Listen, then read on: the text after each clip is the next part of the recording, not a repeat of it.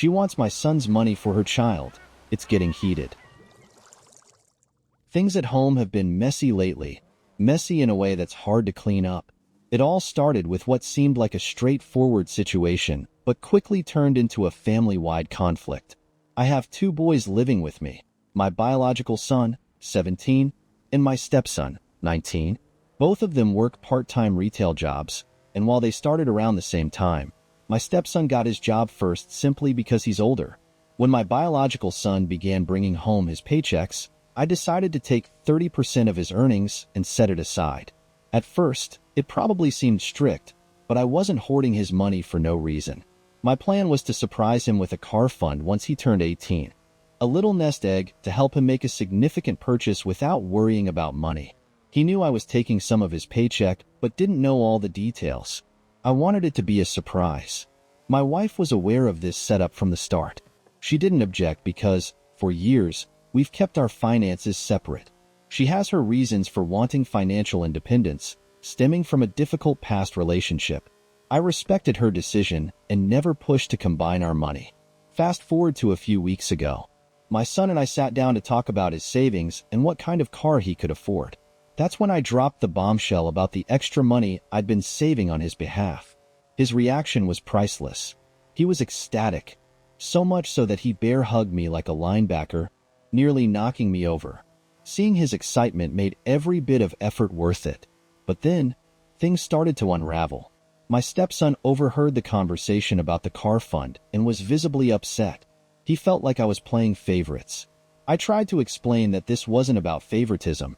It was about a decision I made for my son, and my wife could have done something similar for hers. But my wife didn't see it that way. She suggested that I split the car fund between both boys to make things fair. Her reasoning? Since my son's college tuition is covered by his grandparents, he's already ahead, and giving my stepson half the car fund would level the playing field. I was floored. I told her there was no way I was taking money I'd saved for my son and giving it to my stepson. I reminded her that she had the same opportunity to save for her son, but chose not to. That's when the arguments began. After the car fund revelation, the tension in the house escalated quickly. My stepson felt slighted, believing I was favoring my biological son. My wife, instead of helping him understand the situation, doubled down, insisting I should share the money between the two boys to make things fair. Her reasoning frustrated me. She argued that since my son's college tuition was being covered by his grandparents, he was already ahead in life. She said splitting the car fund would balance things out. I stood my ground. This isn't about fairness, I told her. It's about choices. You could have saved for your son just like I did for mine, but you didn't. That's not my responsibility. She didn't take it well. The arguments became a regular occurrence, with her bringing it up at every opportunity. What made it worse was that her family started getting involved. A few relatives and even some mutual friends began making jokes about me playing favorites, but the tone quickly turned serious. Suddenly, I was being painted as the bad guy for not sharing the money. My wife accused me of not caring about her son and said I was driving a wedge between the boys. I disagreed. I've done everything I can to treat both boys fairly, I told her. But I won't rewrite history to make up for choices I didn't make. This isn't about favoritism. It's about taking responsibility. Meanwhile, my son stayed firm.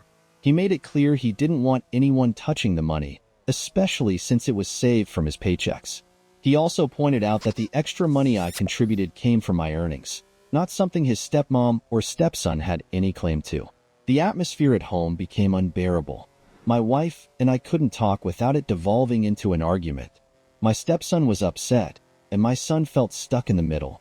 Then came the ultimatum.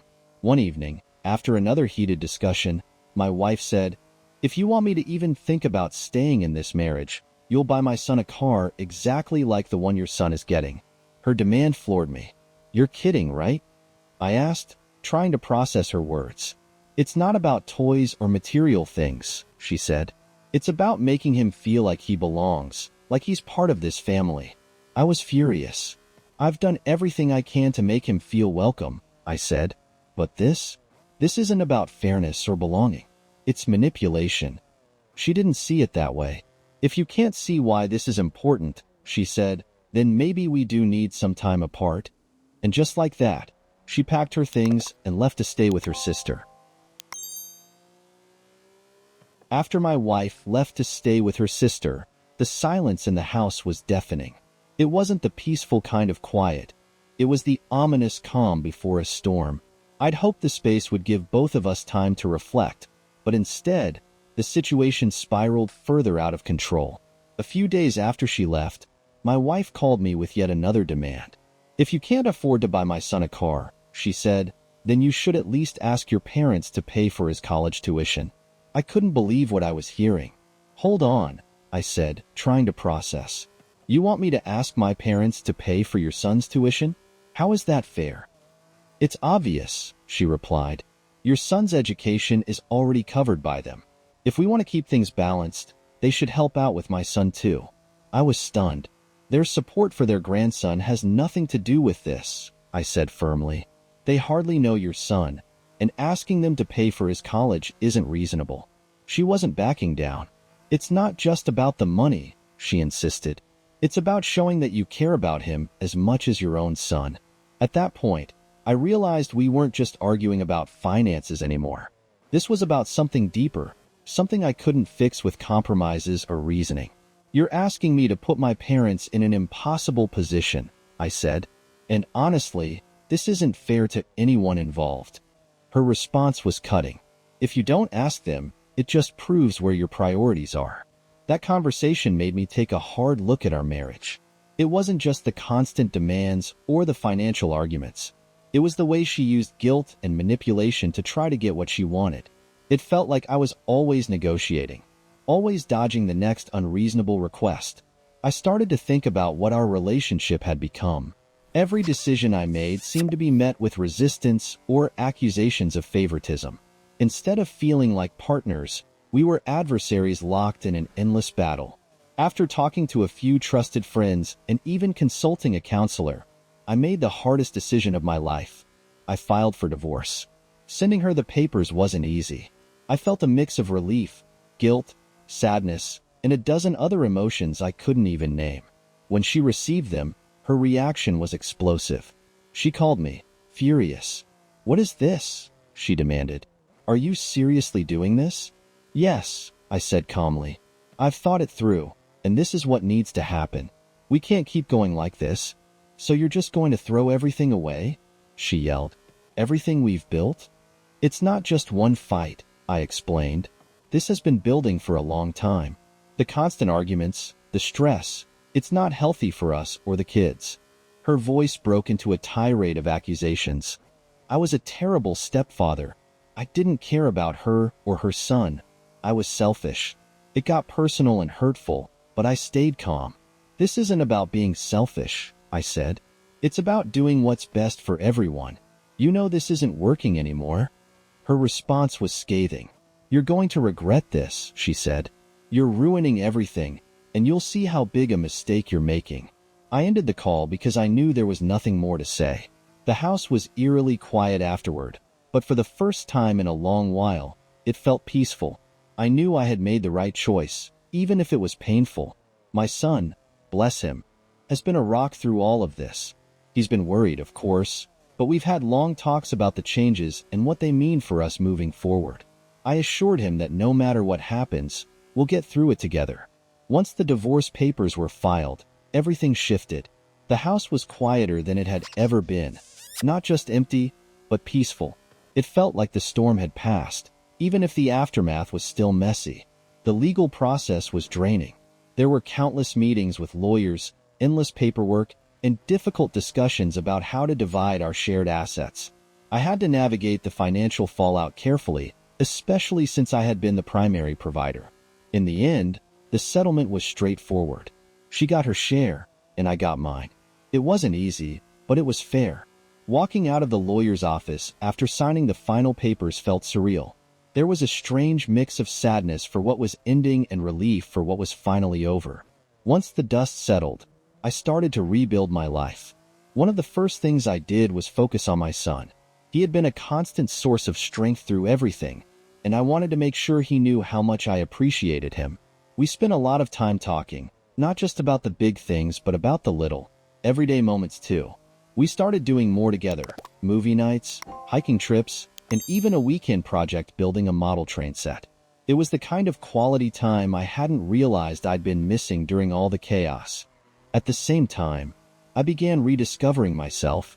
For so long, I had been consumed by the marriage and the conflicts within it that I'd lost sight of who I was. I picked up hobbies I hadn't touched in years, like reading and cooking. I started reaching out to old friends, hosting casual game nights that reminded me of simpler times.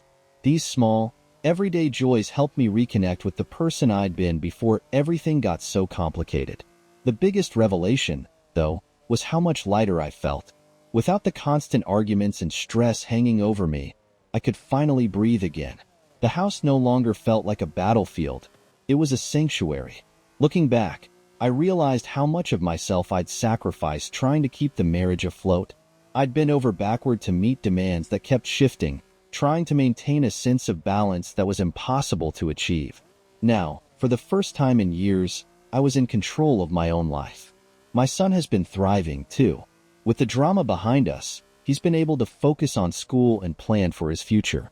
Seeing him so positive and motivated has been a huge comfort to me. It's a reminder that even in the toughest times, there's always a way forward. As I stood in the kitchen one evening, cooking dinner for just the two of us, I felt something I hadn't felt in a long time: hope. Life wasn't perfect, but it was mine again. Life after the divorce was calmer, quieter, and surprisingly peaceful. I wasn't in a rush to start anything new.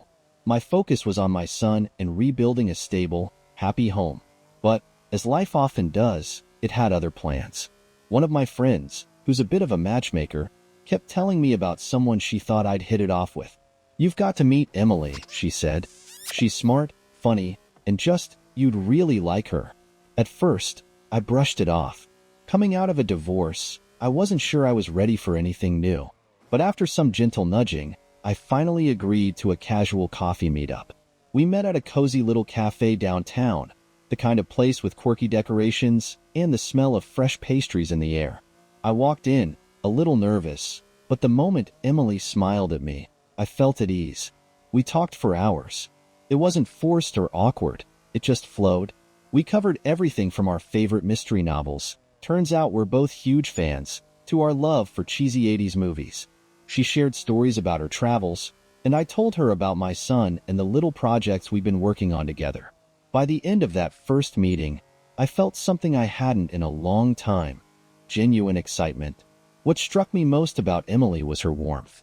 She wasn't pushy or trying to fill some role in my life. She was just herself. And when she eventually met my son, her kindness shone through. Their first meeting was simple: a casual lunch and a trip to the park. Nothing fancy, just sandwiches and a frisbee. But the way they clicked was incredible. They were laughing and joking within minutes, and it was clear my son felt comfortable around her. Emily never tried to force herself into a mom role. She was just a warm, friendly presence, and my son appreciated that. Watching them bond was heartwarming and gave me hope that this new chapter of my life might actually work. Since then, we've been taking things slow, enjoying each other's company and letting the relationship develop naturally. We've had more long coffee dates, explored local museums, and even had a few movie nights with my son. It's early days, but I feel optimistic.